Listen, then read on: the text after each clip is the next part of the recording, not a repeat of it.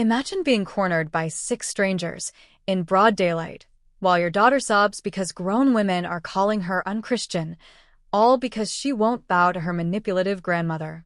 That happened to me. But what my ex-mother-in-law didn't realize is that I had the perfect ammunition to destroy her carefully built facade, and I unleashed it right inside her precious church. If you've ever wanted to see a bully get humiliated in front of their entire community, you're going to love this one. Hit that like button, subscribe, and let's dive into one of the most satisfying revenge stories you'll hear today. Setup: the emotional wound. I'm a 46-year-old single mom, raising two teenage daughters, 17 and 15. Last year, tragedy hit us hard. My ex-husband died suddenly in an accident. You'd think his parents, my ex-in-laws, would focus on family healing. Instead, they saw it as an opportunity to control us. You see, my ex wasn't faithful. He had a full-blown affair and even had two children with the other woman. When both he and his mistress died, those poor boys were left orphans. And guess what? His parents wanted to shove that responsibility onto me and my daughters. The same daughters who were the ones that caught their dad cheating. The same girls who had their innocence shattered because of his betrayal. And instead of supporting them, their grandparents accused them of being selfish for not wanting to embrace their baby brothers. To make things worse, my ex-in-laws even tried to take me to court to get custody of my daughters. That's the kind of people we're dealing with. Controlling, manipulative, completely out of touch with reality. Conflict escalation, the harassment. One weekend, I decided to take my girls to the local farmer's market. It was my youngest birthday, and I wanted her to have fun, buy whatever sweets and chocolates she wanted. For once, I wanted a day that wasn't clouded by grief or family drama. But joy never lasts long when toxic people are involved. After about an hour, my phone rang. It was my youngest. Her voice was trembling. She said, "Mom, some ladies won't let me leave. They're saying horrible things." I bolted through the market with my older daughter. And there she was, my baby girl, cornered by six older women, all from my ex-in-law's church. They circled her like vultures, wagging their fingers, calling her unchristian and heartless for not visiting her grandparents. They even said she was a bad sister for refusing to play family with those affair children. My daughter was sobbing. These grown women thought it was their duty to shame a teenager. I snapped. My heart was pounding, my hands shaking, but I stepped between them and my daughter. My voice came out sharp, cutting through their self-righteous preaching.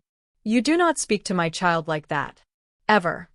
One of them actually had the audacity to say I was failing as a Christian wife by disobeying my in-laws. My husband was dead. And still, they try to chain me to their twisted idea of obedience. Security eventually kicked us all out of the market. Those women even followed me to my car, like a pack of vultures, throwing Bible verses at my back. My daughters cried the whole way home. That was the breaking point. Turning point, discovering the lie. Later that night, after I tucked my girls into bed, I called a friend from that same church. He confirmed my suspicion. My ex-mother-in-law had been stirring the pot.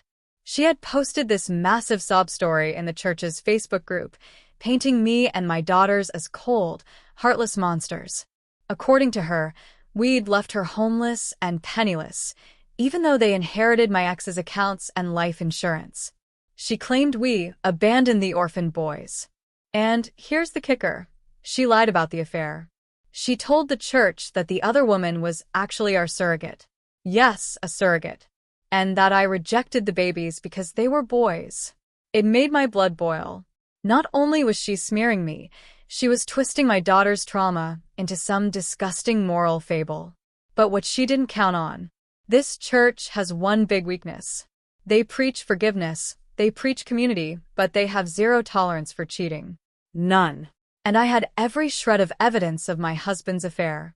Photos, texts, emails, even messages from his parents enabling his behavior. At that moment, I knew exactly how to end her little crusade. Revenge planning and execution. The next morning, I marched to a print shop with a USB drive full of receipts.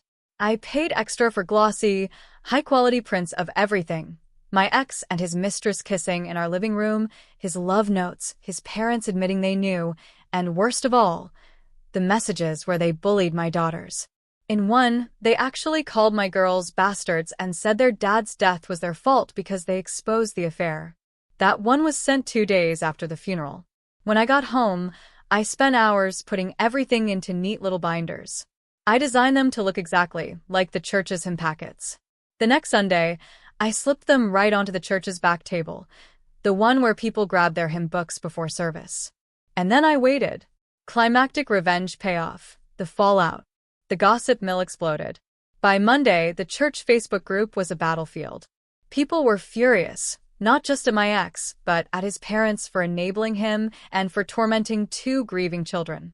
The pastor himself had to step in just to stop people from calling my ex-in-laws every name under the sun.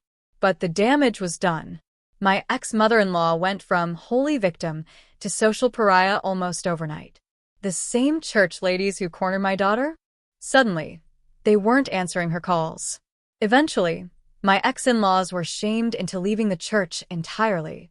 My daughters even received apology letters, and I got a bizarre invitation to come back to the church for support. Meanwhile, my ex-mother-in-law made one final Facebook post, whining about how the elderly are forgotten and how her great son would have taken care of her. Spoiler alert, he wouldn't have. He couldn't even take care of himself. Sometimes, the best revenge isn't about screaming back. It's about shining the light of truth so bright that the liars can't hide anymore. My daughters learned that day that they weren't powerless. And my ex-in-laws? Well, they learned that when you build your reputation on lies, it only takes one truth to burn it all down. If this story gave you chills, smash that like button and tell me in the comments, what's the most satisfying revenge you've ever seen? And, of course, don't forget to subscribe for more stories like this. You never know when the next sweet revenge will drop.